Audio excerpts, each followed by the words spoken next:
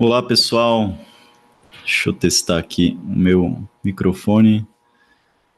Deixa eu ver se vocês me ouvem aí. Todo mundo me ouve? Tudo certo? Maravilha, então.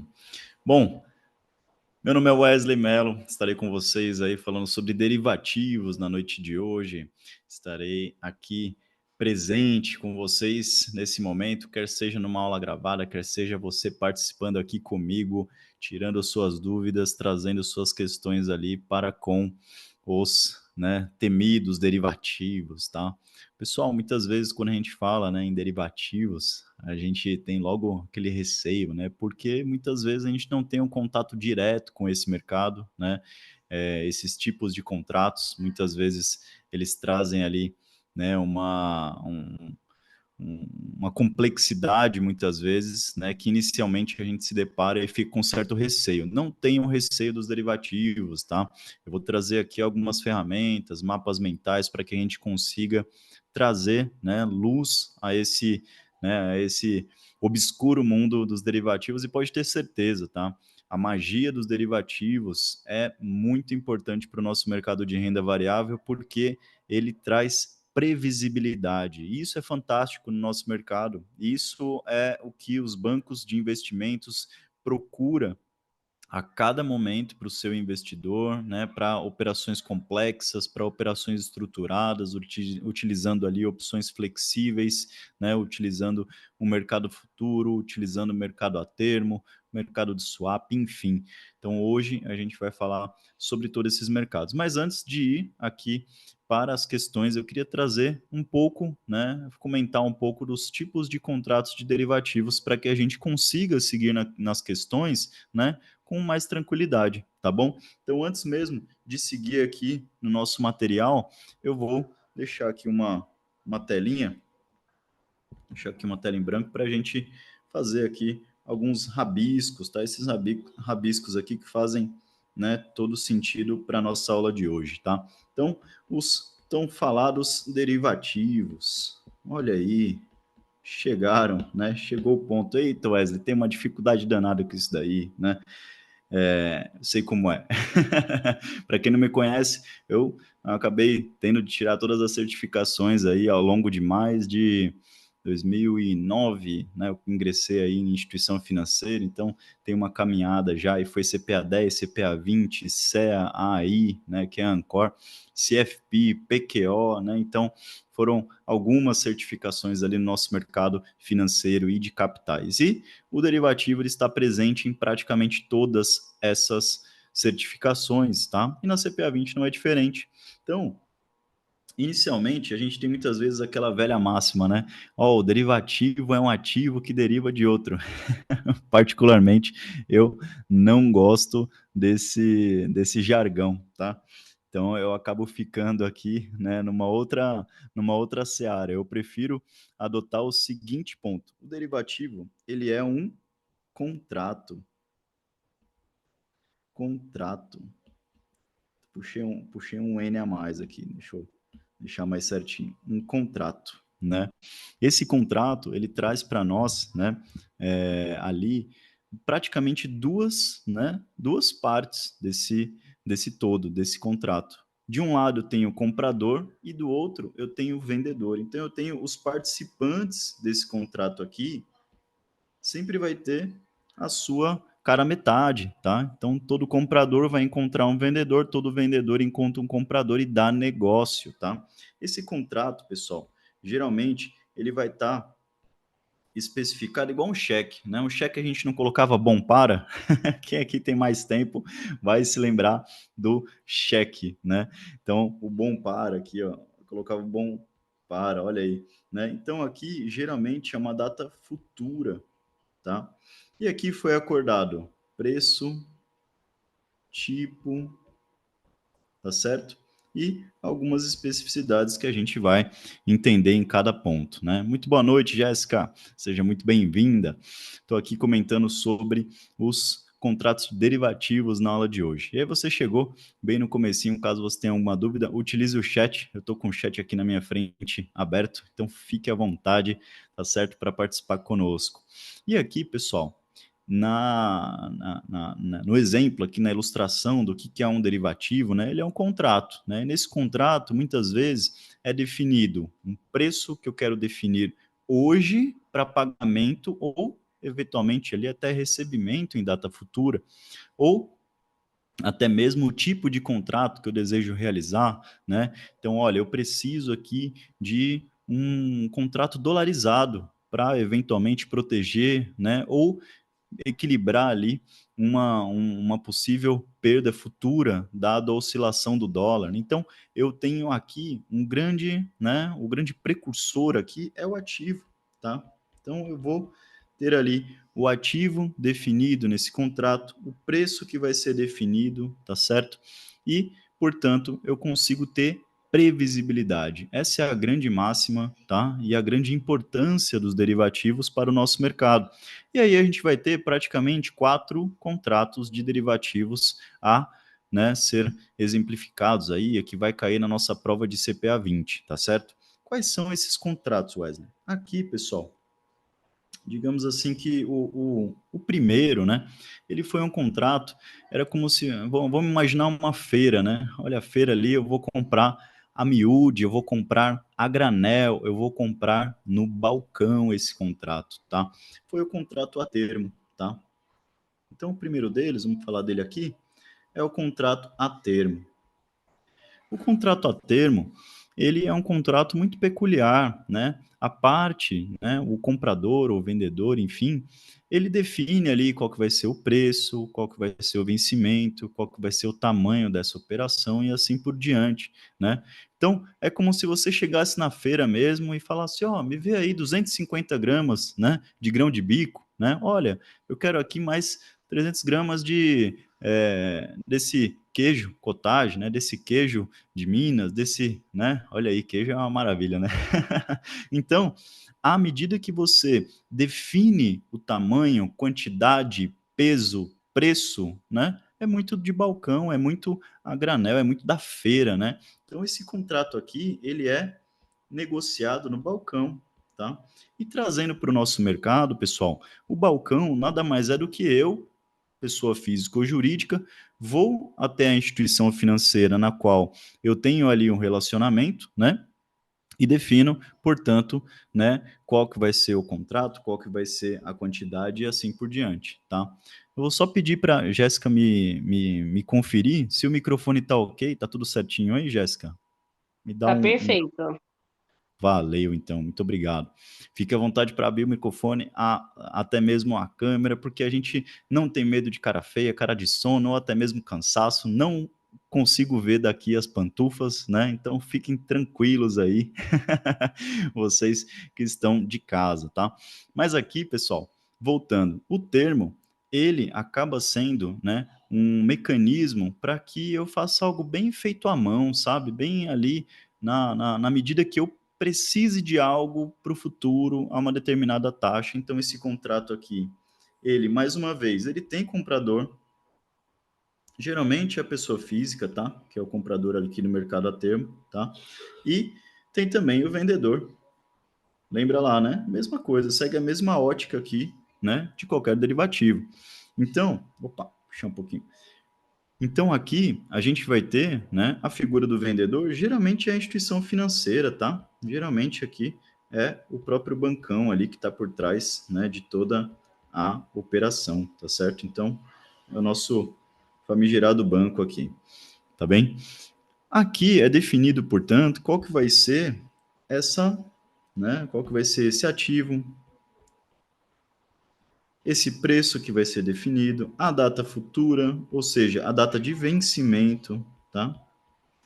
Lembrando mais uma vez, pessoal, se eu busco uma previsibilidade em derivativo, poxa, eu preciso dizer quando que eu desejo ter essa previsibilidade. Não dá para ser infinito, né? Então, todo contrato de derivativo ele tem um vencimento, tá certo? Então, anotem aí o ativo, preço, vencimento, tá certo? E também a quantidade.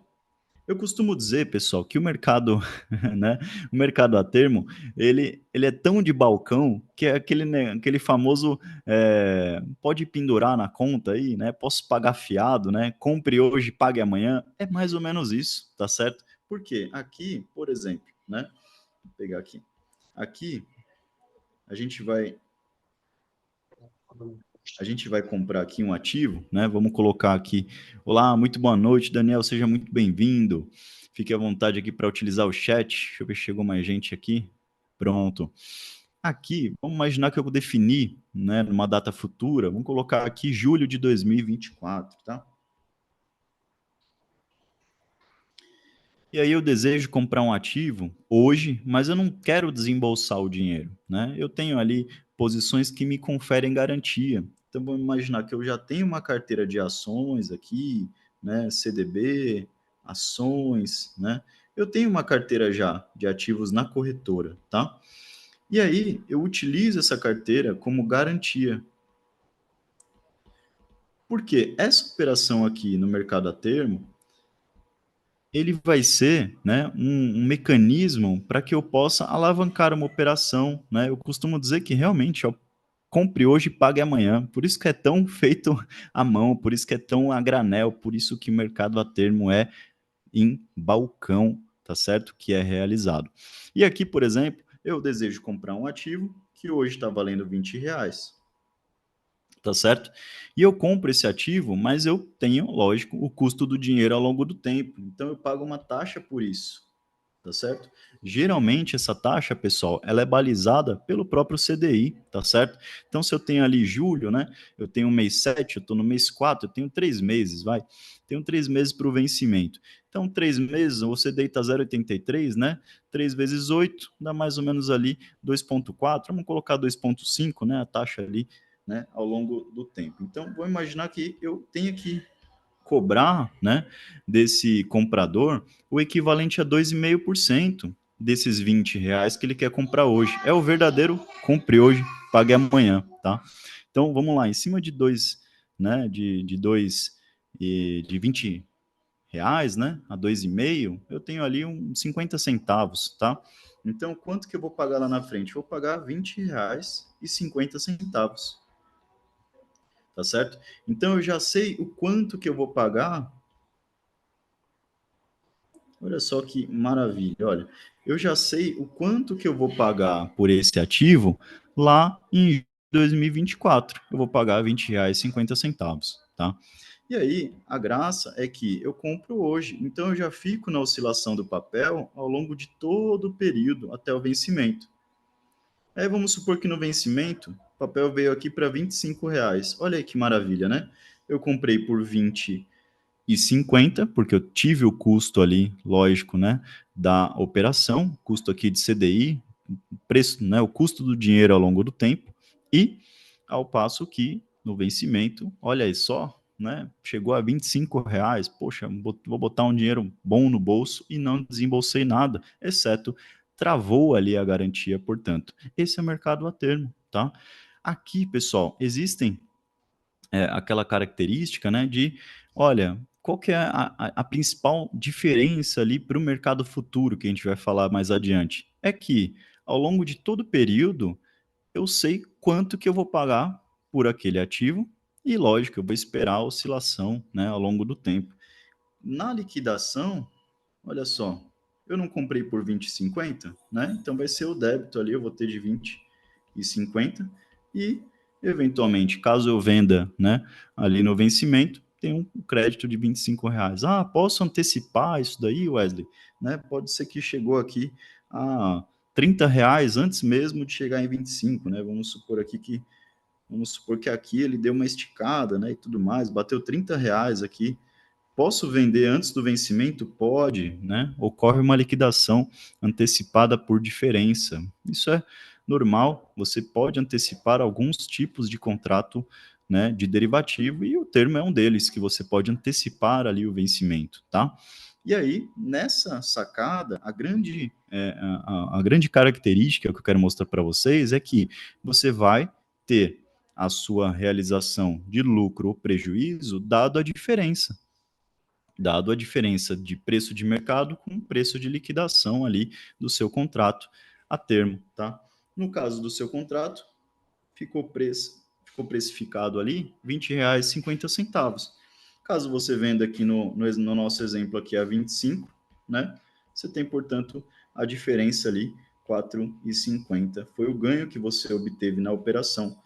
Lógico, né? Eu não estou aqui levando em consideração custos operacionais, tá? Para efeito didático, obviamente. Mas aqui o 4,50 foi o seu ganho de capital. Olha só, você obteve ganho de capital no mercado a termo. Eita, qual que é a tributação, professor? Galera, não foi uma operação aqui, né, de day trade. Então, sempre, né, a gente vai ter a tributação de renda variável clássica, tá?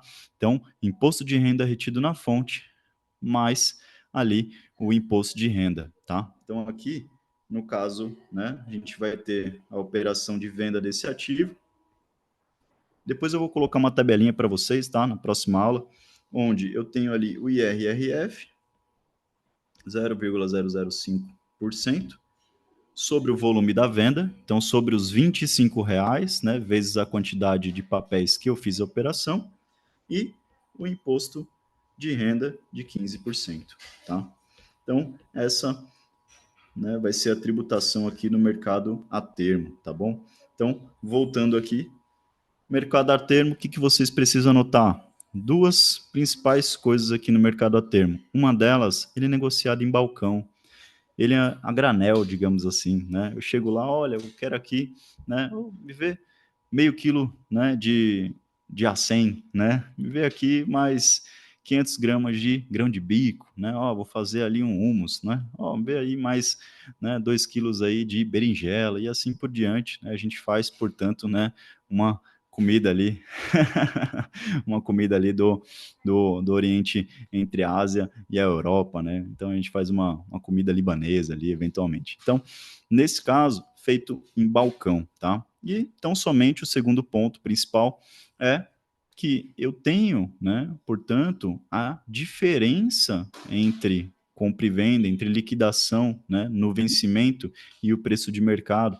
Portanto, a principal, né, diferença aí do mercado futuro que a gente vai ver agora, tá? Deixar aqui numa outra cor, o mercado futuro, tá? Mercado futuro, vamos falar um pouquinho dele.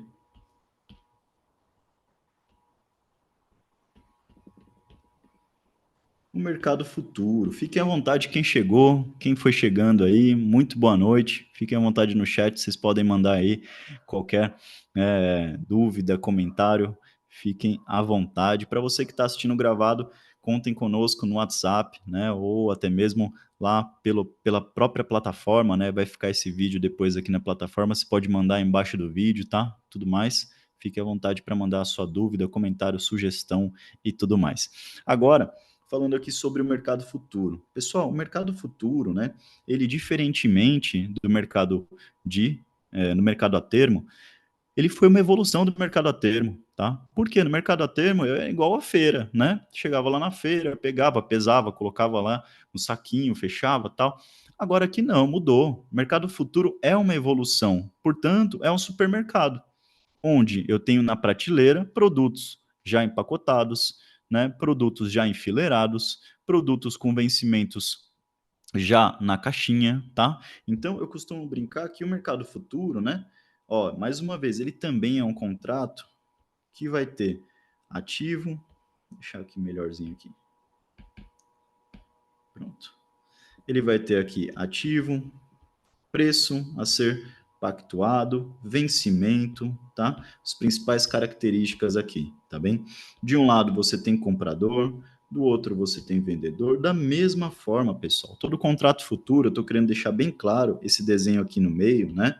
Porque todos eles têm essa característica de ter um comprador, ter um vendedor, ter o ativo objeto, ter o vencimento e ter o preço que foi pactuado para a liquidação futura. Essa é a grande sacada dos derivativos, essa previsibilidade para o futuro, tá? E aí, no mercado futuro não seria diferente, tá? E portanto, né, quando você tem agora uma evolução não dá para ir no mercado ali, né? Eu pedi, olha, me vê aí, né? Você até tem hoje em dia, né? Você vai no açougue ali do mercado, você vai até na parte de frios do mercado, até tem, né? Você pede lá, ó, 500 gramas aqui de mortadela, da mortandela, né? Então, né, eu, como bom paulistano que sou, né, adoro um lanche de mortadela. Quem aqui já pôde prestigiar, né, ali no Mercadão de São Paulo, né, aquele lanche gigantesco ali de mortadela faz um bem danado, né, para depois você fazer alguma atividade física, né, maravilhoso aquilo ali. Então, estão brincando, mas aqui você não tem mais isso, já vem empacotado. Então, eu costumo brincar que no mercado futuro, né, agora você tem grandes prateleiras ali, tá certo? E você já tem definido ali, tão bem definido, pessoal, que você tem a data de vencimento dos contratos.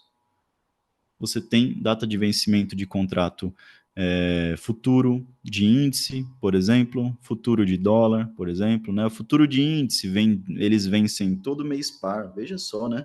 Ele vence no mês de fevereiro, ele vence no mês de abril, vai vencer agora, né? E detalhe, é na quarta-feira mais próxima do dia 15. Quer mais precisão que isso? Imagina, né? Nesse caso aí, é no próximo dia 17, né? O dia mais próximo do dia 20, e é numa quarta-feira, né? Imagina só. Então, dia 17 de abril, vencimento de contratos de índice. Olha aí, né? Contratos futuros de índice, né? Então, o IND, né? Ou até o W, né? Então, você tem ali a classificação, né? Tanto o contrato grande quanto o contrato pequeno. Isso daqui são pormenores que a gente eventualmente pode ver na questão, mas o principal é a gente saber o seguinte: aqui, fora a característica dele ter prazos definidos ali, tá? É que, mais uma vez, eu como participante do mercado, né? Eu não preciso desembolsar nada, pessoal. Eu já tenho aqui, ó, a minha carteira. Eu tenho lá CDB, eu tenho lá ações, tá? Essa carteira que eu tenho na corretora, ela serve como garantia. Eu deposito lá na B3 como garantia, tá certo? A B3 me dá a oportunidade de fazer operações utilizando, né, o mercado futuro. E aqui eu não tenho desembolso de nada, pessoal. Só para vocês terem uma ideia, né? O mercado hoje fechou ali numa casa de 129 mil pontos, né? Vamos arredondar aqui. Então, se eu vou fazer uma operação num contrato grande, né? O contrato grande, vou pegar aqui 129 mil pontos, né? Ele tem um lote diferenciado, são, né? Mas aqui eu, para fins didáticos, vamos imaginar que eu faça um contrato apenas, né? Para cada um ponto, eu tenho R$ 1, né? Então, para fazer uma operação como essa, Wesley, eu precisaria então desembolsar ali 129 mil reais, né? Poxa, é caro, né? Uma operação dessa. Não, aqui você vai necessitar de uma margem, tá certo? Um valor para deixar como garantia, que vai ser determinado pela B3 e junto da sua corretora, tá? E aí ela vai utilizar, portanto, a sua carteira como garantia, tá bem? E detalhe, né? Esses 129, ele é tão somente como se fosse um lastro da sua operação. Então, se a operação ela tem um, uma alta ali de 1%, esse 1%, a grosso modo, ele é sobre essa oscilação, né? Ou ele é uma oscilação sobre esse montante, tá certo? Esse montante financeiro, portanto, esse 1%, seria o crédito que eu teria na conta no dia seguinte, né? Então, esse valor, né? Vamos colocar aqui, vamos imaginar ali que eu fiz uma operação, né? Fui lá, tem ali a minha carteira de ações, né? Coloquei como garantia e poxa, tô achando que o mercado vai subir, só que eu não tenho mais dinheiro para aportar, para fazer ali, né, para engordar a minha carteira de ações, mas eu quero ganhar com essa alta. O que que eu posso fazer? Eu posso comprar o índice, porque eu acredito que o índice vai subir, vai de 129 para 130, para 150, enfim, a minha cabeça, de acordo com o próximo vencimento, por exemplo. E aí, o que eu faço, né? Faço, portanto, essa operação. Então, 0,01 vezes R$ 1.290. Olha aí, né? Então, aqui, trazendo para o nosso exemplo, essa oscilação de 1%, no dia seguinte que eu fiz a operação, né, D mais um, eu tenho, portanto, um ajuste positivo de R$ 1.129. Ó, não, 1.290, né? Olha aí, Wesley. R$ 1.290. Aí vamos supor que no dia seguinte, né, o mercado ali arrefeceu, né, vamos imaginar, né, quarta-feira, né, o meio da semana. A semana pode ficar boa, né, pode ficar ainda melhor ou pode piorar, né. Então é o meio da semana. Então vamos imaginar que no dia seguinte, né, eu tive mais uma queda de 1%. E aí eu tenho, portanto, um débito, né, na minha conta ali lá da corretora de 1.290. E assim por diante. Esse sobe e desce aqui, pessoal, ele vai acontecer diariamente até quando? Até o vencimento do contrato, tá? Então, a gente chama isso daqui de ajustes diários. Por isso que o bendito contrato futuro tem ajuste diário, Wesley. Exatamente. Por quê? Porque ele evita, ele reduz, né? Ele mitiga. Olha, o, o Garran sempre costuma falar do mitiga, né? Mitiga é um bom nome para filho, né? Ei, mitiga, vem cá. Mas tirando onda, né? Mas ele vem mitigar, né? O risco ali de liquidação, tá certo? Por quê? Se eu deixo o cara solto para ficar definido isso daí, a gente está em abril, maio, mês 5, junho, o cara só vai se preocupar com isso em junho de 2024, lá na quarta-feira mais próxima do dia 15, lembra? São contratos padronizados, olha aí, ó, mais uma característica, ó, o mercado futuro, ele é feito em bolsa, principal característica, padronizado. Anote, anota aí, contrato futuro, negociado em bolsa, são padronizados, tá bem? Eles são, portanto, olha, tão padronizado que tem vencimento, tem a data certa do vencimento, tem a quantidade certa de contratos, tem a quantidade certa de lote, né? Então ele é todo definido, todo padronizadozinho. Por quê? É muito mais fácil você comprar no supermercado, que está tudo em prateleira, está tudo em caixinha de 1 quilo, 250 gramas e afins, do que você ir na feira, comprar a granel, pegar lá a miúde, né, como diria Zé Ramalho. Né? Então, à medida que você tem agora um mercado muito mais prático, né, de se trabalhar, poxa, o volume operacional, pessoal, diário do mercado futuro, ele é muito maior do que o mercado à vista.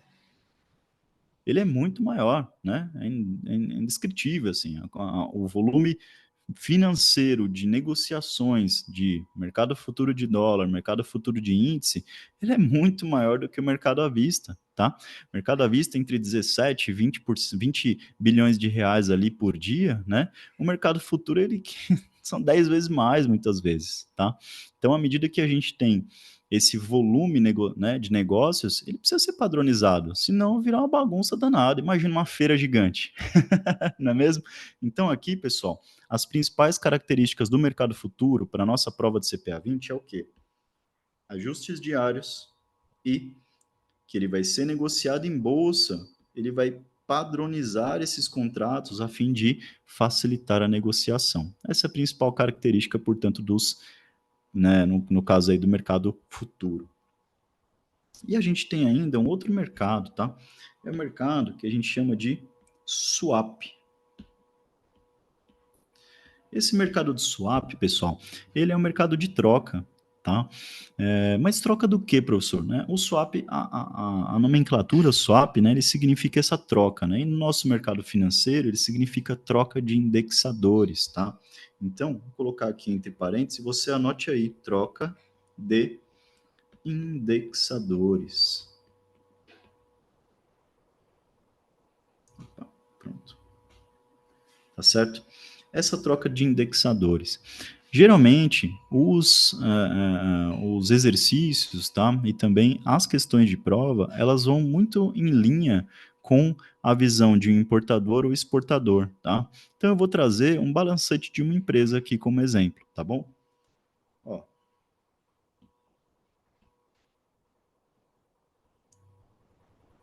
Então, aqui na empresa, eu tenho um ativo e passivo, certo? Vamos imaginar que uma empresa importadora, né? Uma empresa importadora, ela traz insumos, ela traz ali, né? Material, compra, né? Os seus bens ali, né? Para fazer, para produzir, para vender aqui no Brasil, são né, são de fora. Então, ela tem que pagar isso para o gringo. Então, no passivo dela, essa conta que ela tem que pagar é em dólar, né? Então, vamos imaginar aqui que no passivo dela, ela tenha dólares a ser pago lá no futuro, no passivo exigível de curto prazo ou de longo prazo, enfim, tá?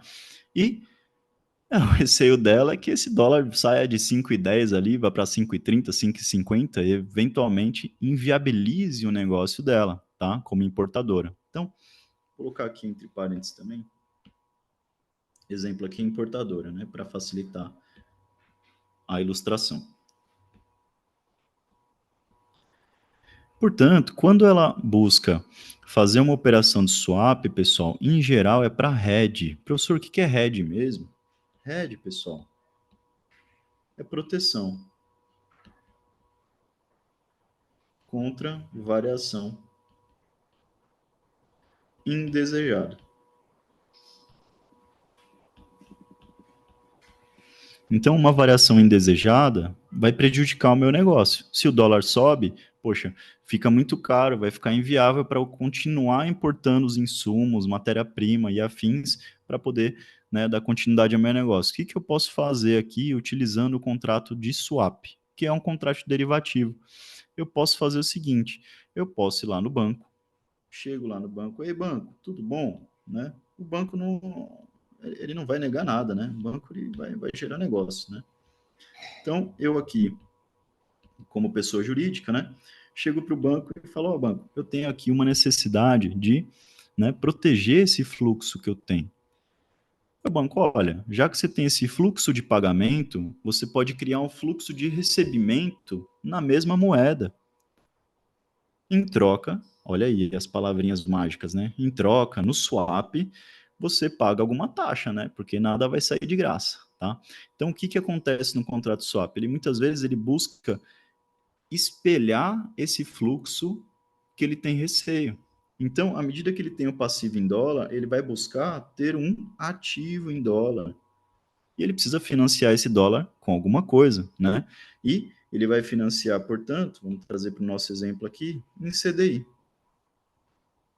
Ah, mas CDI é muito pouco, professor. Vamos colocar CDI mais um, pronto. Né? Como exemplo. Eita, ele fez um contrato aí, né? Fez um negócio. Aqui ele protegeu um fluxo futuro. De que forma? Trocando, né, a posição ativa desse fluxo por uma posição, lógico, né, que ele vai eventualmente pagar essa posição ativa. Então, o contrato que ele fez aqui, a gente costuma dizer que ele tem uma ponta ativa e uma ponta passiva. Claramente você já, né, consegue destacar qual é a ponta ativa e qual é a ponta passiva, né? Professor, então esse contrato que ele fez, ele vai enaltecer esses dois fluxos. Exatamente.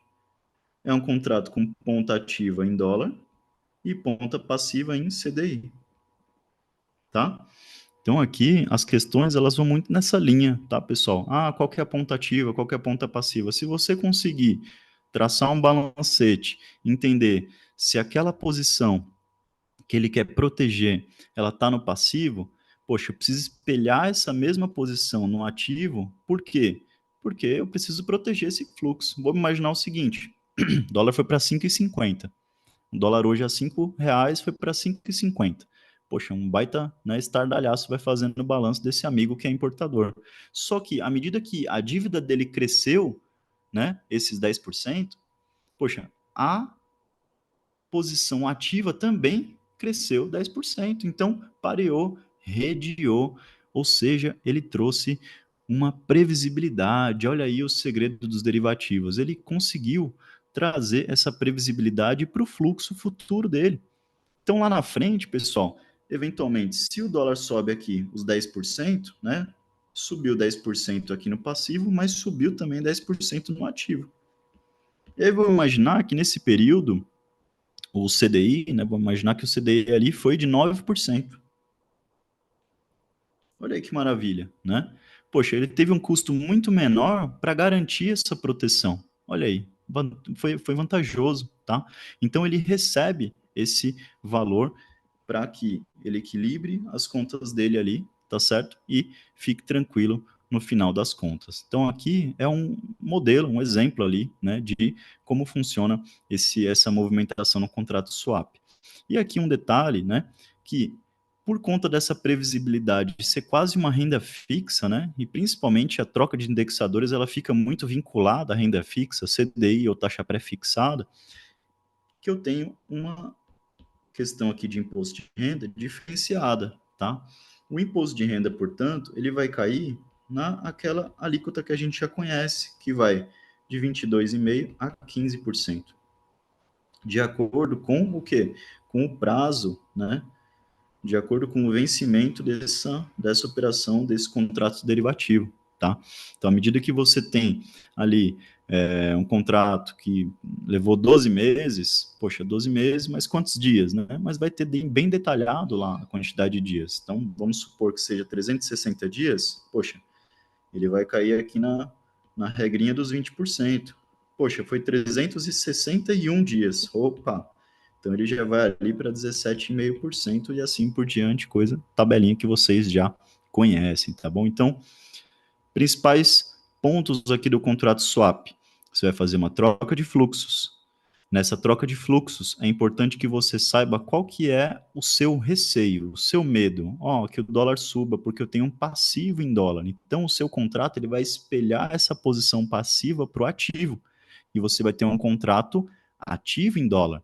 E aí, a ponta seguinte, que você vai financiar essa ponta ativa em dólar, ela vai trazer no texto, eventualmente CDI, por exemplo, e aí essa ponta passiva, essa ponta que você vai ter que arcar com o custo, ela vai ser uma posição passiva, no exemplo, em CDI, tá?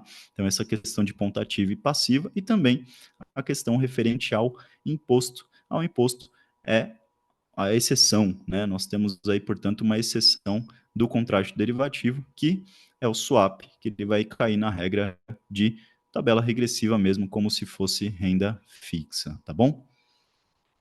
Bom, e por último, pessoal, eu preferi pegar esse primeiro momento da aula para passar um geral assim sobre os derivativos, tá? E eu acho que ficou faltando um, né? Quem aqui puder me falar rapidamente quem ficou faltando, né? Faltou mais um, né? Quem é, né, no jogo do xadrez aqui esse cara? Faltou o swap. O swap foi esse Opções. último. Ah, tá. Desculpa, opções, Imagina, o swap foi esse último, Jéssica. É a troca de indexadores, né? Então o swap, um detalhezinho aí, né, é que ele vai cair na tabela regressiva de imposto de renda, vai ser aquela taxa ali entre 22,5%, aquela alíquota ali entre 22,5% e 15%, né, uma alíquota diferenciada ali dentre os demais derivativos, que é como se fosse né, renda variável. E, obviamente, né, a questão aqui que eu comentei de ativo e passivo. Então, o swap é essa troca de indexadores. E, por último, o contrato de opções, tá? Vou deixar de uma cor diferente aqui. Pronto. Azul. Pronto. Contrato de opções. Lembra lá do desenho, né? Então eu tenho mais uma vez aqui, ó, um comprador e um vendedor, né? Olha aí, ó. No termo também tem um comprador e um vendedor, tal qual todos os exemplos aí de derivativos, tá? E aqui não vai ser diferente, né? Eu tenho, portanto, né, um contrato. Mais uma vez, de um lado eu tenho o comprador e o vendedor. Só que um detalhe, eu tenho dois tipos de contrato de opções. Eita, professor, agora complicou, né? Porque eu pensei que era só uma coisa. Não, desculpa. Eu tenho um contrato tipo 1, que é chamado de call.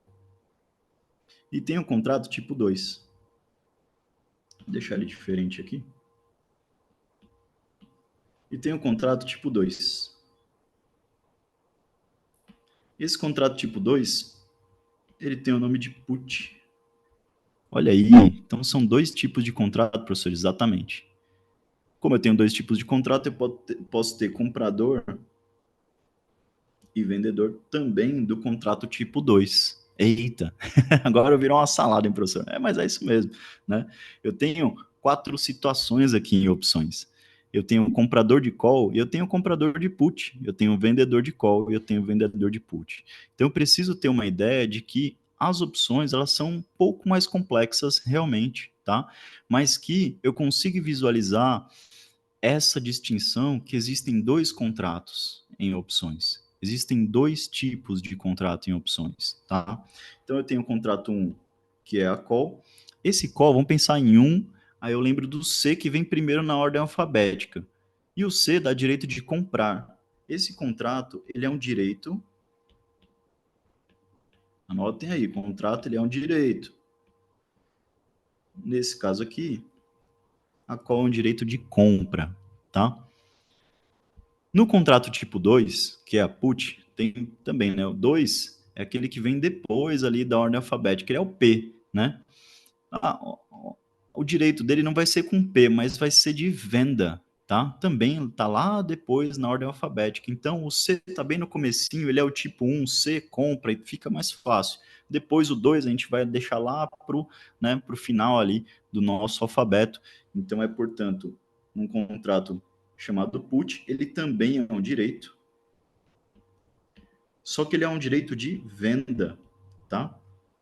Ele é um direito de venda, de vender algo, tá bom?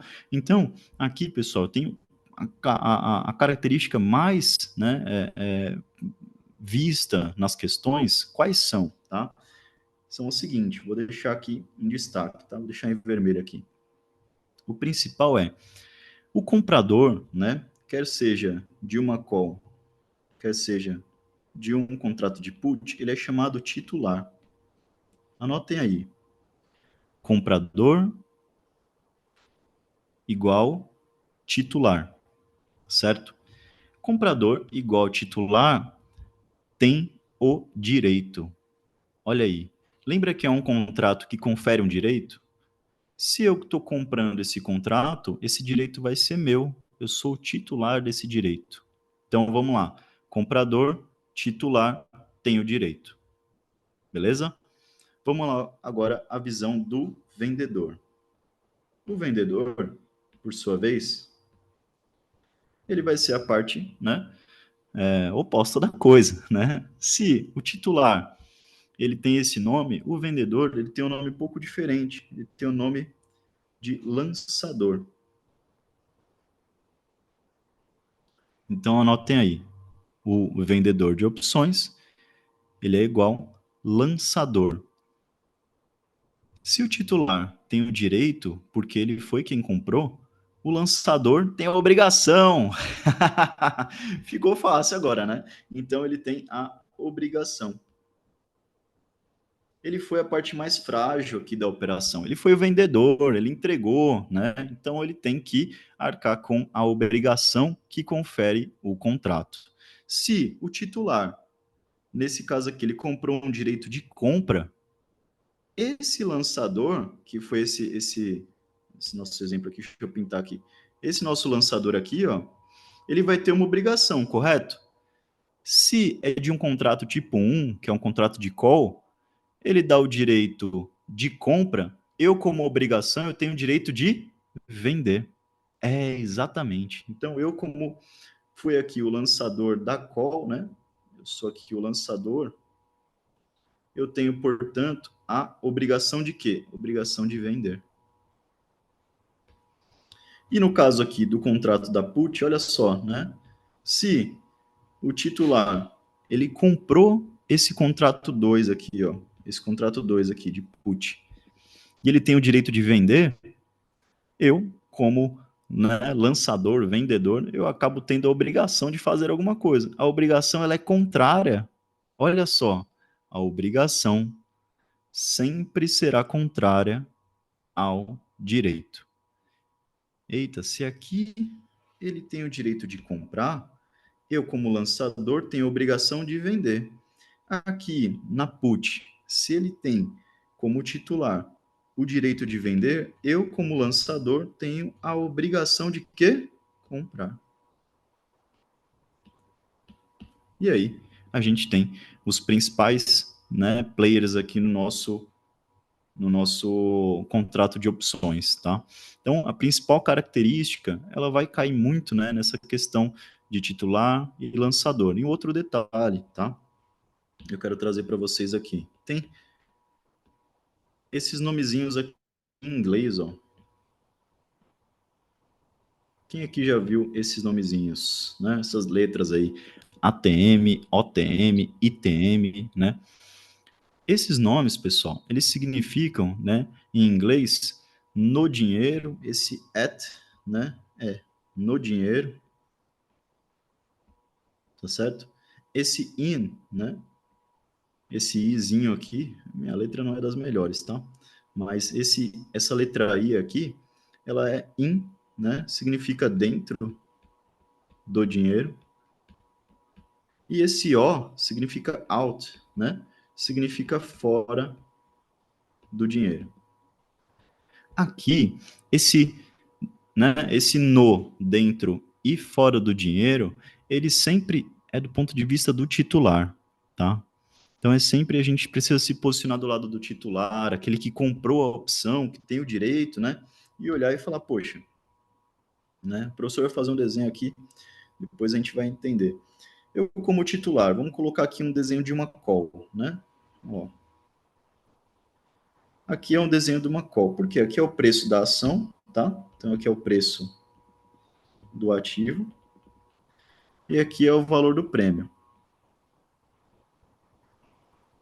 O valor do prêmio ou ganho também, pode colocar como ganho, tá? Então aqui é um desenho de um lance, né? A ideia que eu quero trazer aqui para vocês é sempre olhar da posição do titular. Esse titular aqui é o titular de uma call. Poxa, professor, como é que você sabe que ele é o titular? Porque daqui para baixo é negativo, né? Daqui para cima é positivo, né? Então o eixo Y aqui, ó, ele é positivo daqui para cima. E daqui para baixo é negativo. Se ele está aqui é porque ele pagou por alguma coisa. Se ele pagou, ele comprou. Então ele é o titular. Então ele é o titular de uma call. E eu tenho também a figura do comprador, né? Deixa eu deixar de amarelo aqui. Mas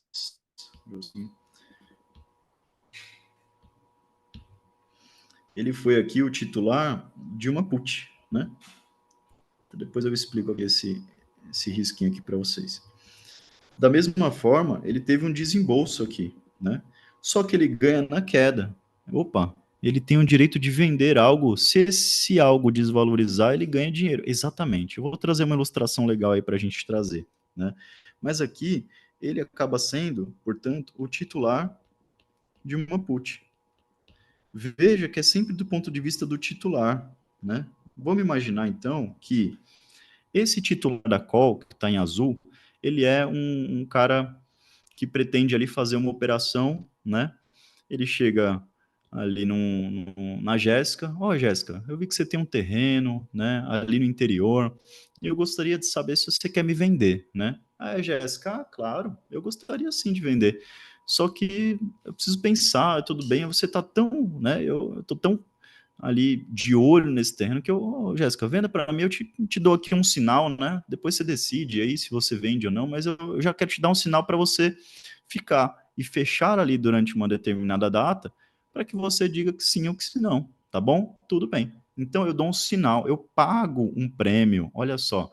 Então eu que sou comprador dessa call, é como se eu fosse, né, o Wesley que quer comprar ali o terreno da Jéssica e dou um sinal. Olha só, eu dei o um sinal aqui porque eu pago um prêmio por isso, né? Então aqui, o comprador aqui, ele pagou um prêmio, tá certo? Que no nosso exemplo é como se fosse o sinal para a compra. Vou deixar aqui menos, pronto. Para a compra do terreno. Aí vamos imaginar que a Jéssica deixou para dezembro decidir se vende o terreno ou não. Só um instante. Chegou lá em dezembro, a data de vencimento do contrato que eu fiz com ela, pagando esse sinal, tá certo? Então, vamos imaginar que o terreno está lá R$ 50.000. E eu cheguei para a Jéssica, Jéssica, eu te dou 10%. Paguei ali R$ 5.000 a ela hoje. Chegou lá em dezembro, né? Lembra que tem a data de vencimento, todo contrato derivativo tem data de vencimento, anota isso daí. E aí, nesse caso, a Jéssica falou, olha, eu realmente, né, vi ali que o terreno valorizou e tal, e eu tô disposta a vender, né? Eu tô aqui querendo vender ali pelos 50 mil que você se dispôs a pagar e tudo mais, aceito a proposta, né? Que bacana. Então, eu estava disposto a pagar os 50 reais aqui, ó, 50 mil reais. Vamos colocar só para 50 reais, tá? Eu estava disposto ali a pagar o preço de exercício. Agora, se eu visualizo que esse terreno ele pode valer muito mais, poxa, eu estou disposto a pagar 50 reais. Então, se eu acredito que esse terreno ele venha valorizar de 50, né? Ele vai valer ali 60, poxa, todo que for para frente aqui, ele vai ser positivo. Se faz sentido para eu, né, ali vender, né, esse bem lá na frente, né, num preço maior, se faz sentido do ponto de vista do titular, né, comprar 50 para vender por 60, por 70, significa que está dentro do dinheiro. Ou seja, aqui significa que está ITM. Ou se tivesse exatamente 50 reais, estaria ATM. Agora, se chegou lá em dezembro e esse terreno desvalorizou, vamos supor ali que, né, uma grande obra do lado lá prejudicou a questão fluvial e tudo mais, e abriu uma fossa do lado do terreno. Imagina só, né? O terreno de 50 veio para 40, veio para 30 reais, né? 30 mil reais, imagina só. Então, o terreno veio para cá, ó, para casa dos 30. Imagina só, que desastre, né? Veio para casa dos 30 aqui, ó. Faz sentido eu pagar 50 mil reais como titular desse direito, né? Como eu comprei ali o prêmio, eu paguei o prêmio, faz sentido eu ir lá e exercer o meu direito a 50 reais, sendo que no mercado o terreno está valendo 30? Não, não faz sentido. Se não faz sentido para o titular, está fora do dinheiro, tá certo? Então fica tudo em vermelhinho aqui, nosso titular da call.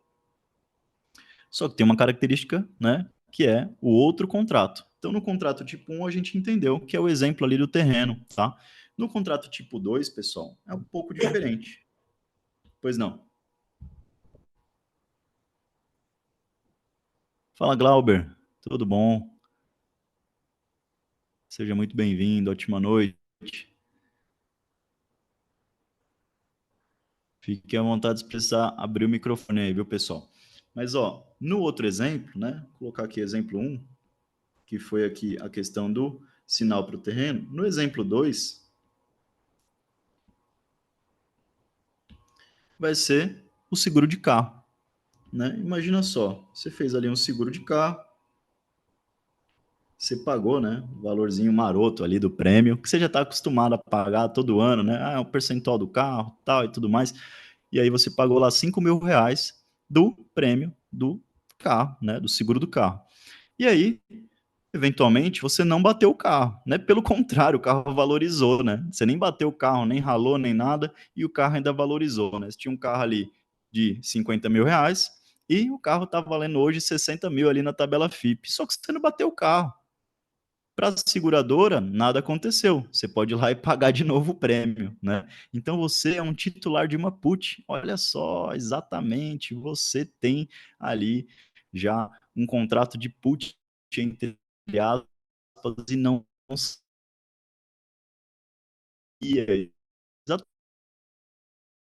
Exatamente. Por quê? Se você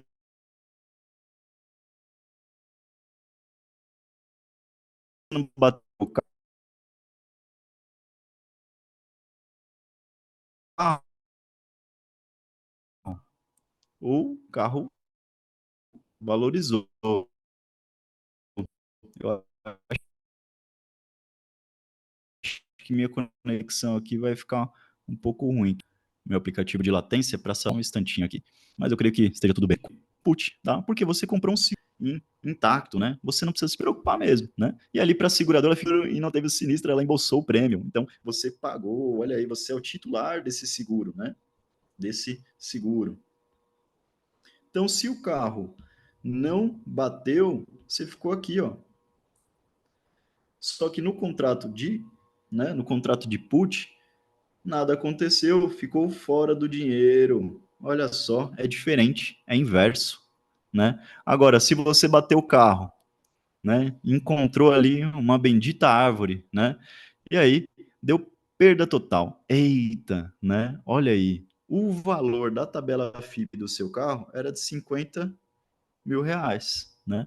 A seguradora vai ter que arcar com esse prejuízo.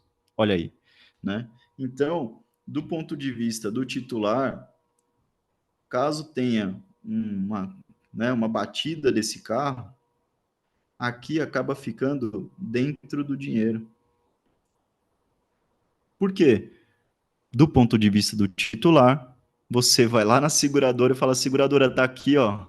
Você vai ter que comprar de mim o carro por 50.000 reais. E o carro vale nada, né? Tá uma carcaça lá batida. Então, você vai ter que, né, arcar com esse prejuízo. A seguradora, tudo bem, né? Tá aqui no nosso contrato. Você é titular dessa put, óbvio que eu tenho que te comprar essa carcaça aí, né? Eu sou obrigado a comprar essa carcaça pelo preço da tabela FIP, pelo preço que foi pactuado, pelo preço de exercício. Essa é a grande sacada.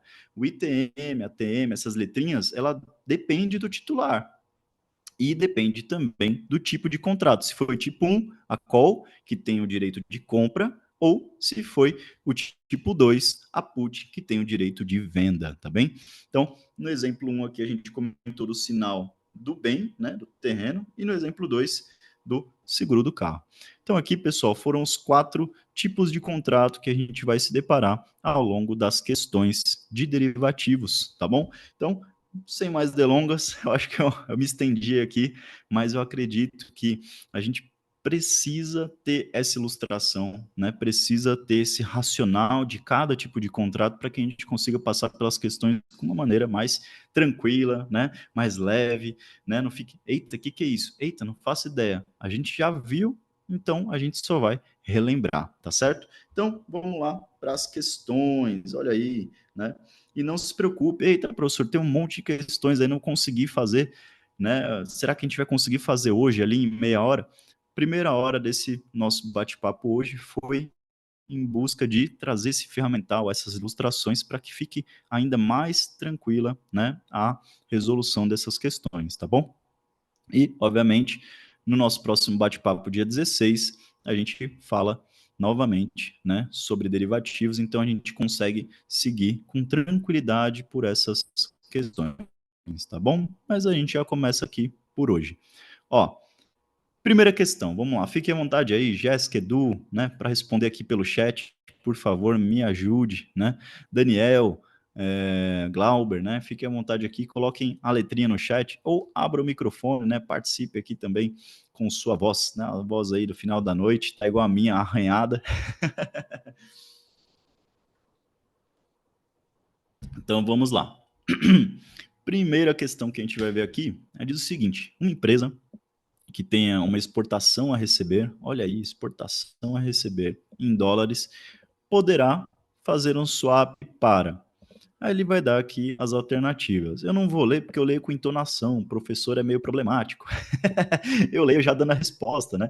Então, peço aí a vocês, ó, o Daniel já respondeu aqui, né? Quem mais? Glauber, Jéssica, me ajudem aí para que a gente vá seguindo. E para você que está assistindo gravado, dê uma lida aí em todas as alternativas para que você consiga, antes mesmo de eu responder aqui no vídeo, né, qual seria a alternativa correta aí da nossa questão de derivativos.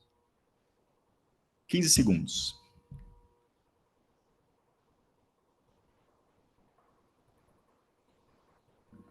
A Jéssica já mandou também, vamos lá.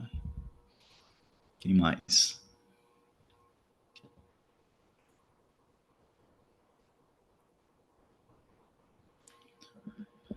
Dou-lhe uma, dou-lhe duas, 15 segundos. Vocês terão 3 minutos aproximadamente para cada questão, tá? Lá na prova. mas fiquem tranquilos, dá para voltar se tiver com dúvida, né? Você passa ali de quadradinho, vai para a próxima e aí aquele quadradinho fica de uma cor diferente, você volta só nele depois, tá? Para não ter perigo de voltar em todas as outras e aí ter aquela demora. Não, vai só na que você ficou com dúvida, dá para colocar uma interrogação ou até mesmo deixar em branco e passar para a próxima lá na hora da prova. E aqui, pessoal, qual que é a ideia, né? Ele quer mostrar para você exatamente aquele exemplo que eu comentei, né, de fazer um balancete.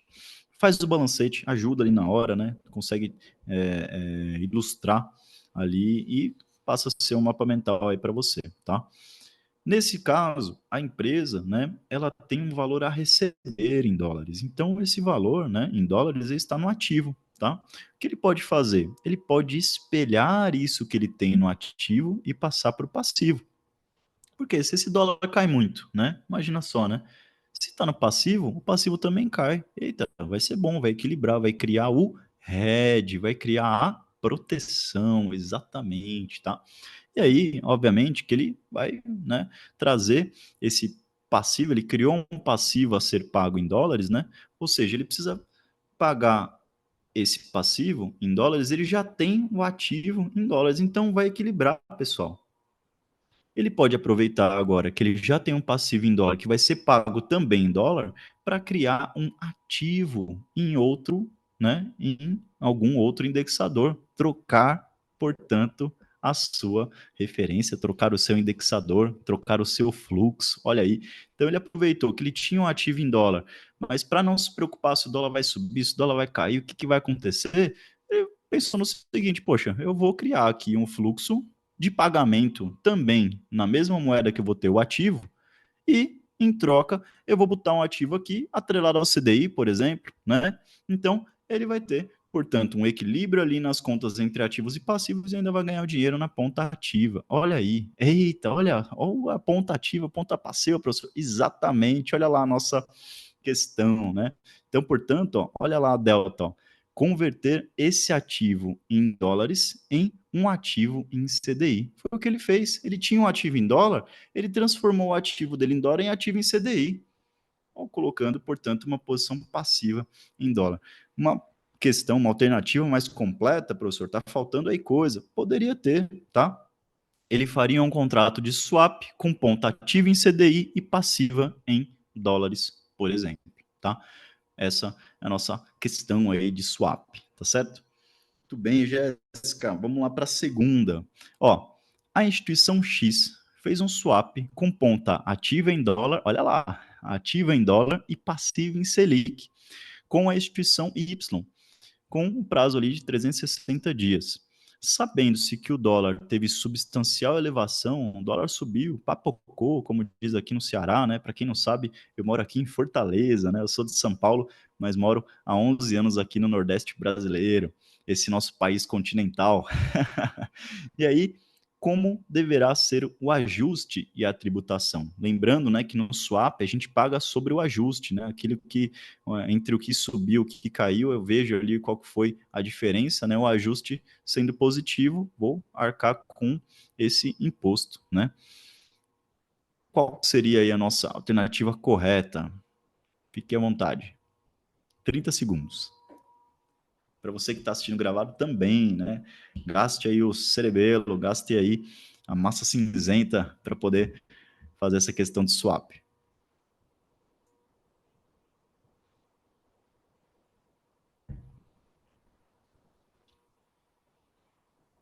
Vamos lá, Daniel, Jéssica, Glauber.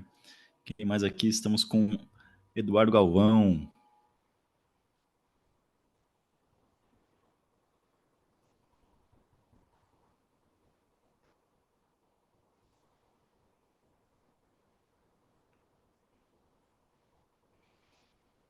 Eita, professor, aí você me complicou, hein? Vamos desenhar que fica mais fácil. Lembra lá do balancete, né? Olha aí, ó. A empresa, ela tem uma ponta ativa em dólar, né? E passiva em Selic. Para ela ter uma ponta ativa em dólar, significa que ela já fez esse contrato de swap, tá? Se ela já fez esse contrato swap, portanto, né? Ele trouxe o que estava no passivo do ponto de vista operacional, né? Ele tinha ali algo a pagar em dólares, ele fez um contrato ativo com a instituição, por exemplo, né? Então, vou imaginar que a instituição X, né, seja uma empresa, né? Então, a empresa X fez um swap ali com ponto ativo em dólar e passivo em Selic, né? Com a instituição Y. Vamos imaginar que a instituição Y seja um banco, né? Comprado 360 dias, beleza. O dólar subiu, né? Eita, o dólar subiu um bocado, tá, legal. Como deverá ser o ajuste e a tributação? Vamos imaginar o seguinte, ó. O dólar subiu, vamos imaginar que subiu 25% no período, né? E vamos imaginar que a Selic, né, ficou ali na casa dos 12% ao ano. Pegamos um notional aqui, né, ou seja, o que a gente tem de referência, né, do contrato, de 100 mil reais, né? Então, em cima dos 100 mil reais, o que ele teve de oscilação do dólar foi para 25, e o que ele teve de oscilação do DI foi para 12. Essa diferença, portanto, né, eu vou ter ali um valor a receber, né? Porque, eita, eu preciso arcar, né? Já que eu coloquei no meu passivo ali o dólar, agora eu vou pagar o que está lá no ativo. Então, essa oscilação que eu tive entre ativo e passivo, ela vai ser equilibrada, ela vai ser redeada, ela vai zerar, tá certo? E, portanto, eu tenho esse valor, né, essa diferença ali a receber, porque eu vou pagar 12 mil por isso, né, porque eu não vou pagar o CDI, o Selic, aliás, o Selic está ali, né, como passivo, então eu vou pagar os 12 mil, só que eu preciso receber um dinheiro lá para arcar com o meu, né, com o meu passivo, lá, meu prejuízo que eu posso ter ali no meu passivo em dólar, né? Só que eu já fiz ali um contrato, né, perfeito, um contratinho de swap, né, com um ponto ativo em dólar, me protegendo dessa operação, desse passivão ali que eu tenho em dólar. Isso trouxe, portanto, né, uma previsibilidade, olha só, né, mais uma vez o derivativo fazendo a magia dele, a magia de trazer previsão para o futuro. E aí eu protegi, portanto, essa oscilação aguda do dólar, recebendo 13 mil reais. Em cima desses 13 mil que eu tenho para receber, vou pagar imposto. Ficou em 360 dias, 20%. Lembra que aqui, pessoal, a tributação em swap vai ser igualzinho de renda fixa, tá? Não tem jeito. Então, nesse caso aí, 20% de IR. Então, no nosso exemplo, né, ali, ou no nosso exemplo, né, trazendo o exemplo ali para nossa questão, vai ser a favor da empresa X que fez o contrato de swap com um imposto de 20%. Beleza? Vamos lá para a próxima questão. Opa, já foi? Eita, pronto. Uma empresa atacadista fechou um contrato de swap. Olha aí o swap mais uma vez, né, com o banco ATA por 360 dias. Então anota aí já, né, a questão tributária aí provavelmente vai cair porque ele já colocou os dias, o quanto que esse contrato vai durar, tá certo? E aí, no vencimento, o contrato foi favorável à empresa. Sobre a incidência de imposto de renda, podemos afirmar que. Então, aqui, pessoal, questão clássica de tributação de swap. Ele quer te pegar no contrapé, por quê? Derivativo, você vai ficar naquele negócio, pô, derivativo, ações, e aí é tudo de bolsa, é tudo 15%, calma, né? Tem algumas peculiaridades, e uma delas, a exceção ali dos derivativos, é que no swap, anote muito bem, no swap, a tributação é igual de renda fixa, de 22,5% a 15%, a depender do vencimento desse contrato. O imposto ele vai ser pago em cima do ajuste que foi feito entre ponta ativa e ponta passiva, tá certo? Essa é a grande sacada do swap. E aí, pessoal, nas entrelinhas aqui a gente vai lendo o IR, portanto, né, ele será recolhido pelo próprio banco, né? Por quê, professor? Poxa, pessoal, em renda fixa, lembre quando a gente resgata um CDB, né, um fundo de investimento, né? O imposto de renda é retido na fonte que gerou a operação. Então, já vai para o fisco diretamente. Então, o banco ele é o responsável por esse recolhimento. O recolhimento é na fonte no contrato swap, tá? Diferentemente, né, dos negócios que a gente faz ali em bolsa. Então, isso vai fazer com que nós tenhamos, né, um recolhimento ali de maneira direta, tá certo? Olha aí, o Daniel já lançou aqui, ó. Eita, vamos ver, né? Tá um barulho ali. Então, aqui, ó, vamos ler aqui. Ó. O IR será recolhido pelo Banco ATA? Pronto, esse daqui a gente já matou, né?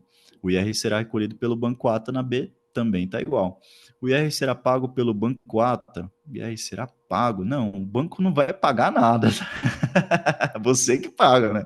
Você que ganhou ali, o banco não vai arcar com seu imposto, não, né?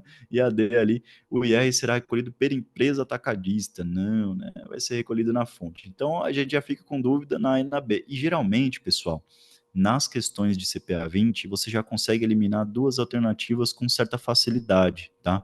Então, você lendo atentamente, você já vai conseguir eliminar duas alternativas. E aí você vai ficar preso em duas. Ou seja, na segunda metade aí da A e da B. Olha lá, sob a alíquota de 20%. Pronto, nos dois tem a alíquota de 20%. Aí você já vai para o restante. Sobre o valor total do contrato, acreditando o valor líquido para a empresa. Opa, calma aí. O imposto não é sobre o total, tá? O imposto não é sobre o total. Quer ver? Olha aí o exemplo anterior que a gente trouxe, ó. Eu tive um ganho no dólar, na ponta ativa, né? E tive que arcar com os 12 mil ali, que foi a ponta passiva. E aí eu tenho a diferença, 13 mil. Esses 13 mil eu tenho a receber. Eita, então esses 13 mil foi o ganho que eu tive, foi o ajuste exatamente. Então não vai ser sobre o valor total do contrato. O valor total do contrato, notional que a gente colocou aqui, foi de 100 mil. Eu vou pagar sobre 125 mil? Não, né? Portanto, vai ser sobre essa diferença. Então, eu preciso trazer à luz, né, ao imposto ali, ele vai ser sobre o ajuste. Então, a Bela está correta, né, sobre o ajuste positivo. Né? Se fosse ajuste negativo, professor, o que seria? Eu não vou pagar, né? Eu vou pagar sobre imposto de renda é sobre renda, não sobre prejuízo. Ainda bem, né? Enquanto, né, que os amigos ali da política fiscal não nos escutem, né? Porque já pensou ter que pagar imposto sobre prejuízo, a gente estava bem, né? Bem mal. Mas aqui sobre o ajuste positivo, né? Acreditando, portanto, o valor líquido para a empresa. Então, lá na conta corrente, aqui, nosso exemplo anterior ainda, né? Na conta corrente, cairia ali os 13 mil e ali embaixo, imposto de renda retido na fonte de, né? O valorzinho ali, a diferença, né? Uns dois e pouquinho. E o crédito, né? Portanto, positivo ali de 10.400 no nosso exemplo, tá? Portanto, a alternativa bravo, olha aí, B de bravo, Daniel mandando super bem. Então aqui vamos para a próxima questão, tá? Para efeitos de apuração e pagamento do imposto mensal sobre ganhos líquidos para o investidor pessoa física, as perdas incorridas em operações de swap em relação aos ganhos auferidos em outras operações de renda variável. Aí ele traz as alternativas, né? Vai ter que ler todas para conseguir compreender e encaixar no texto. Então, as questões que vêm assim, pessoal, eu costumo dizer que a resposta, né, está na questão. Então, leia a questão muitas vezes, duas vezes, antes de ler as alternativas, tá? Por quê? Se você se detém ali tão somente na questão, antes mesmo de ir para as alternativas, você já vai responder a questão sem viés. Isso vai te ajudar muito na prova, muito mesmo, tá? À medida que você leu a questão, você vai revisitar a sua memória, vai ter os mapas mentais, vai ser, poxa, aquilo lá do contrato swap, né? Tem a compensação. Será que eu posso fazer essa compensação? Mas o swap ele tem uma tributação de 22,5% a 15%, e nas outras operações de derivativos é tudo 15%. Eita, calma aí. Tem uma incongruência aqui, não está encaixando. Opa, você nem leu as alternativas, você nem ficou com viés ali eventual de, né, cair na tentação de uma alternativa A que está muito azeitada, muito bem perfeitinha, né, e pode incorrer ao erro. Portanto, façam sempre esse exercício. Respondam antes mesmo de ler as alternativas. Responda você primeiro. Então, tenta se deter ali tão somente na questão. Para efeitos de apuração e pagamento do imposto mensal sobre ganhos líquidos, para o investidor pessoa física, as perdas incorridas em operações de swap em relação aos ganhos líquidos auferidos em outras operações de renda variável, poxa, se swap é exceção e já paga tributação igual de renda fixa, como é que eu vou fazer a compensação em outro contrato ali de derivativo que é renda variável? Não faz sentido, tá? Então, quando eu vou ler as alternativas, opa, já vou eliminando com tranquilidade. Quer ver? A. Não poderão ser compensadas. Opa, interessante. Já estou de olho nessa daqui, né? Se excederem os demais ganhos. Não pode ser compensado porque a tributação é distinta, difere, tá certo? Então eu elimino aqui a alternativa A. B, não poderão ser compensadas. Pronto, eu já estava com isso na minha cabeça e eu encontrei ali na alternativa. C, poderão ser integralmente compensadas? Não faz sentido, né? A compensação, ela só vai ocorrer no seguinte: IR é igual? Opa, compensa. IR é diferente? Não compensa. E pronto, tá? Tanto é que quando a gente vai falar ali de tributação, de operações com opções e mercado futuro, pode ter compensação? Pode. Eles têm a mesma tratativa fiscal. Pode compensar, tá certo? Eu fiz uma operação de ações de day trade e uma operações, eu tive um prejuízo num day trade aqui em ações, só que no mercado futuro ali eu tive um ganho no day trade, eu compenso um com o outro, né? E assim por diante. Desde que tenha a mesma tratativa. Lembra que day trade, a tributação é diferente de uma operação, né, de mais tempo, que a gente chama de operação comum, também. Se uma tem a tratativa de 20%, né, e a outra tem a tratativa de 15%, opa, olha aqui, ó, o IR é igual? Sim ou não? Opa, no day trade é uma coisa, né? Vou colocar swing trade aqui, que são operações que são comuns, tá? Swing trade. No swing trade é diferente. Opa, se é diferente, não compensa. Mesmo que seja renda variável, todas elas, tá? E aqui no nosso exemplo, swap, nosso patinho feio aqui dos derivativos, né? Ele paga de 15 a 22,5%, portanto, diferente de 15% das demais operações de renda variável, portanto, não compensa. Beleza? Então, nosso gabarito aqui, alternativa B de Bravo, tá? O Daniel já colocou até a 4 aqui. A galera já tá feroz já. Já tá indo lá na questão no PDF e já de olho, né? Olha lá. Um investidor que deseja liquidar uma posição no mercado futuro deve, tá? Pessoal, no mercado futuro, você tem ali, né, a necessidade de deixar como garantia a sua carteira, quer seja CDB, quer seja ações, né? O mercado, ele tem essa característica de deixar você depositar o que você tem de ativos, né, de investimentos ali na B3, para que você tenha margem de garantia para operações no mercado futuro, no mercado de derivativos em geral, tá? E aqui não é diferente, né? Então, no exemplo aqui, o mercado futuro, mais uma vez, né, tem lá um vencimento, igual eu coloquei para vocês, tem um vencimento lá em junho de 24, né?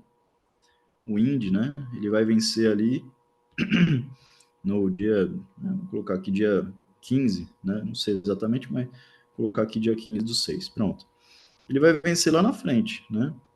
Hoje, o mercado à vista está 129 mil. Vou colocar aqui 129K. À medida que eu tenho o custo do dinheiro ao longo do tempo medido pelo CDI, esse contrato futuro aqui, ele não vai estar 129, ele vai estar lá 129,680, por exemplo, tá? Então, eu compro ou vendo esse ativo dado a expectativa que eu tenho de futuro.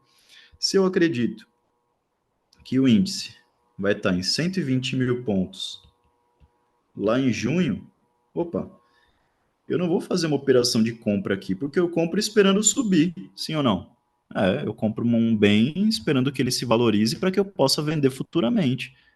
Se eu estimo que esse bem venha se desvalorizar, opa, e eu estou no mercado futuro, eita, eu posso aproveitar esse movimento e ganhar com a queda. De que forma? Fazendo uma operação inversa à compra, né? Eu faço uma venda. Por quê?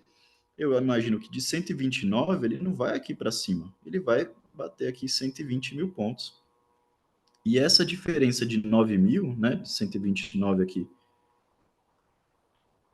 essa diferença aqui de 9 mil,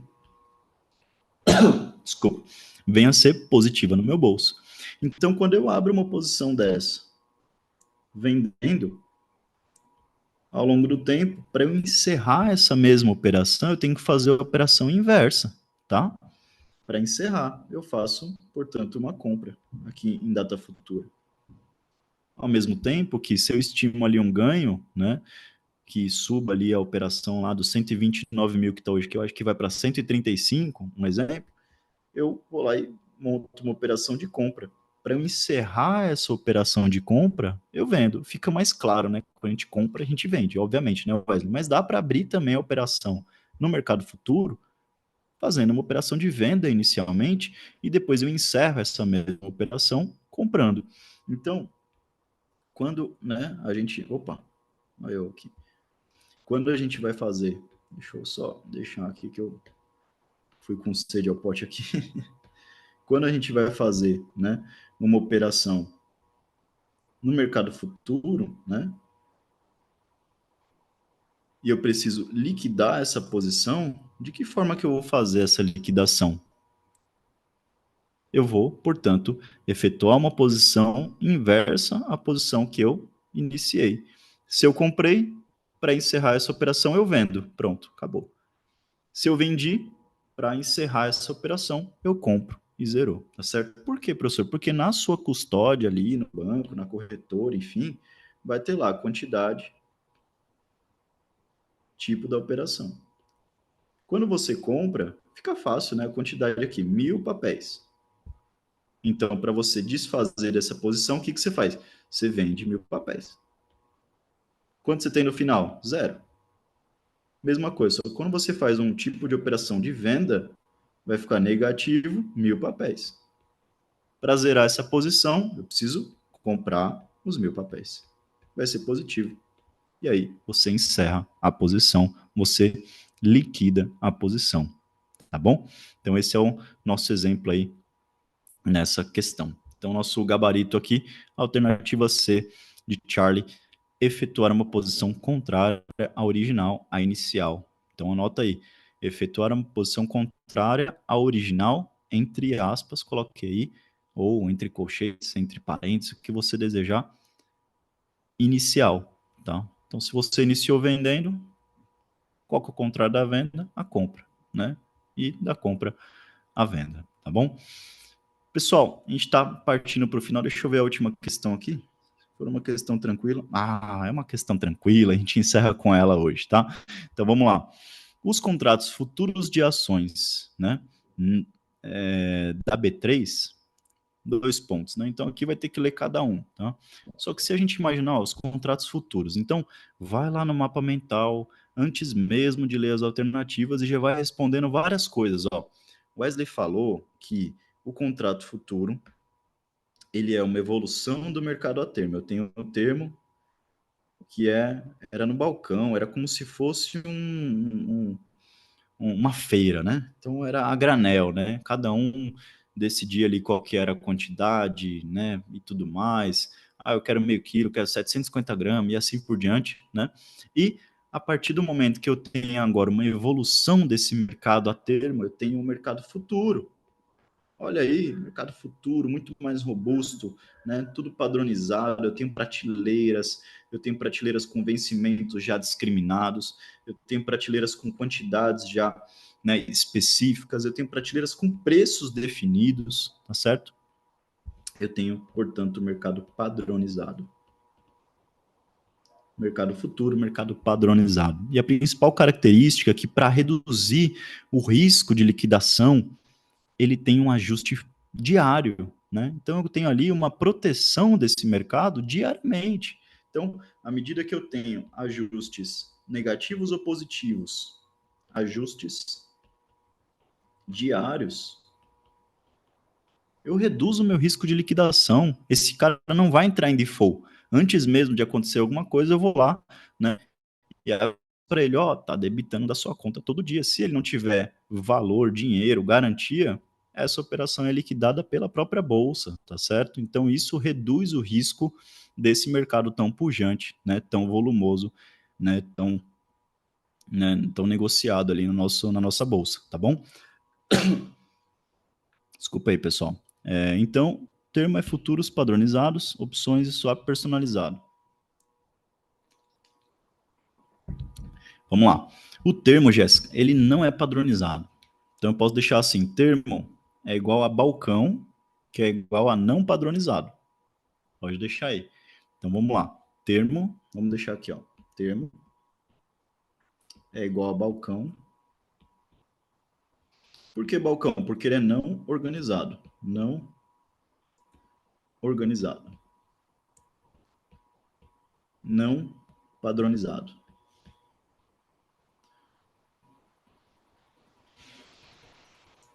É não padronizado, tá, pessoal? Chega 9 horas aí, a cabeça já tá cinzenta aqui. Então, ó, voltando aqui. Deixa eu trazer aqui. Pronto. Eu prefiro aqui porque fica mais tranquilo. Então, o termo, as principais características aqui, ó, balcão e não padronizado. Lembra da feira, tá? A feira é uma bagunça medonha. Quem já foi aqui na feira, né? Comeu ali um pastelzinho com cana. Eita, caldinho de cana e pastel. Ô, maravilha, né? Então, mercado de balcão e não padronizado, temos, portanto, o termo, tá? Já o futuro, né? Ele é uma evolução, tá? O futuro, ele é uma evolução, ele evoluiu, tá? Ele é uma evolução do mercado, tá? Já ele, portanto, ele é negociado na bolsa, e na bolsa, tudo lá é padronizado. Padronizado. Ele tem, portanto, aqui, né? Trazendo para o nosso exemplo, vamos imaginar que é o supermercado, tá? Então é o supermercado. Você vai lá, tem lá na prateleira tudo organizado: vencimento, preço, ativo, quantidade. Vencimento, preço, ativo, quantidade e assim por diante. Então esses contratos, eles têm ali um volume de negociação muito maior, porque quando você vai na feira, tá lá o rapaz, ele vai lá, abre o saquinho, coloca lá 480, e bota mais um pouquinho, 495, bota mais um pouquinho, 503. Pode passar? Pode. Aí fecha. Esse é o mercado de balcão. Esse é o mercado não padronizado. Esse é o mercado a termo, velho. Mas ele existe ainda hoje, tá? A feira ainda existe, né? E o mercado futuro, não. Ele é supermercado. Ele é aquele negócio que você chega, bota o carrinho, traz o produto, tá tudo de 1 quilo, tudo de meio quilo, tudo 250 gramas, tá tudo padronizado, tem vencimento, tem quantidade, tem tudo, tá? Então aqui, a principal diferença aqui desses dois mercados, eles são muito parecidos realmente, então eu super entendo aí. Professor, é isso. Vamos trazer uma luz aqui para ter essa tranquilidade de ir para a prova com ciência disso, tá? E opções e swap, pessoal, o swap ele é um mercado versátil, né? Ele é um mercado versátil. Tem contrato que pode ser padrão, tem contrato que não, tem contrato que você vai na instituição. Então o swap ele é um bicho bastante diferente. Ele é um patinho feio, tá? Ele é um patinho feio. Agora, opções, ela tem sua peculiaridade também, tá? Aqui a gente vai falar mais na próxima aula, tá bom? Opções, você pode ter opções flexíveis, opção de balcão e opção de mercado de bolsa. Então, meio que opções você tem bolsa e balcão, tá? Mas aqui, nas questões de CPA 10, a principal diferença entre termo e futuro, elas caem forte, tá? Então, o principal ponto aqui, deixando aqui mais uma vez, é ajuste diário nesse cara chamado futuro, tá? Ajuste diário. Beleza? Pronto, a gente encerra o nosso bate-papo hoje e as próximas questões fica para o nosso próximo encontro, só que façam as questões, depois obviamente que a gente vai trazer o gabarito e tudo mais para vocês, né?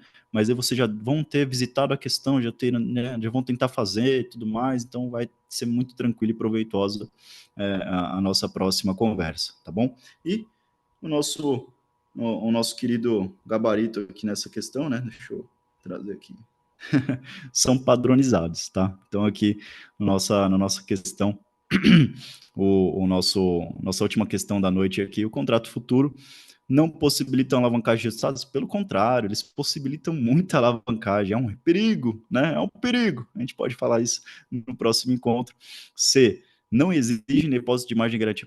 Não, você tem que ter garantia para poder operar o mercado futuro, né? Senão você não consegue, né? A própria B3, a B3 ela exige você, ela manda um débito na sua conta da corretora caso você venha operar sem se preocupar com margem de garantia, tá? D, tem risco de contraparte demais, né? Por isso que ela puxa garantia, obviamente, né? E principal característica do mercado futuro, que eles são padronizados. O mercado futuro né? Pensa lá no futuro, você indo lá naquele supermercado que nem tem caixa mais, né? Você entra no supermercado, vai bipando as coisas no próprio carrinho, já colocando no saquinho e assim por diante. Imagina, né? O sonho, né, de todo adulto. Né? Os nossos sonhos são esses hoje, né? É uma louça, né, lavada, né? Uma roupa, né, já sequinha e dobrada. E um supermercado que seja mais fácil de fazer, né? Como diz aqui no Nordeste, em Fortaleza, mercantil, né? Fazer um mercantil. Bem, agradeço demais a atenção de vocês. Uma ótima noite, Glauber, Jéssica, Eduardo Galvão. Obrigado pela participação, Daniel. Fiquem na paz e até mais. Contem comigo, né, aí pelo bate-papo que a gente tem, pelo contato que nós temos aí. E para quem, né, tem rede social, aí o @wesmelo, que é o meu Instagram, pode adicionar, né? Eventualmente eu mando algumas dicas e tudo mais. A gente tem cursos do mundo financeiro, tanto do CPA 20, CPA, né, o CPA ele vai mudar, né, a partir de 2026, então eu acredito que a gente continue com 3 certificações ainda, né, CPA 20, CEA e, né, a CPA 10 sejam substituídas por outros nomes, né, mas que vai seguir na mesma toada. A gente tem cursos de CFP também aqui no mundo financeiro, então contem conosco, um forte abraço e até mais.